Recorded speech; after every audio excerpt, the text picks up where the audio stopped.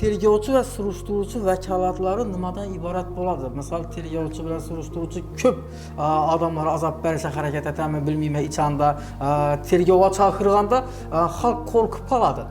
Agar qonunning hamma narsasini tushunsangiz va aybdor emasligingizni bilsangiz ham, qachondir sizni birdan prokuraturadan palonchiman yoki nereden ichki ishlardan palonchiman, keling, tergovga keling desa, odam o'ylanib qoladi. Nima ish qildim ekanda? Hali men aytib turibman, qonunni tushunib, palon joyda palonchi bo'lib ishlagan odam.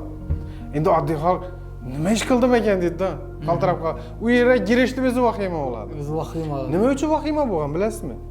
Bizlarda bu vahimani shakllanishi, o'sib kelishi NKVDdan kelgandan. NKVD avvalgi Stalin davrindagi nelar bor-ku? Qatag'on mexanizmi. Gitti, falon joyga bordi, atib tashladi. Yani troyka degan sudlar bor, 3 odam sud etgan. Bilasizmi, yana nima degan? Hukm qat'iy, shikoyatga o'rin yo'q degan.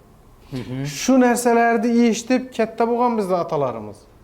Shuning uchun bizlarda ko'nglimizda, qalbimizda shu davlat organiga nisbatan qo'rquv saqlanib qolgan.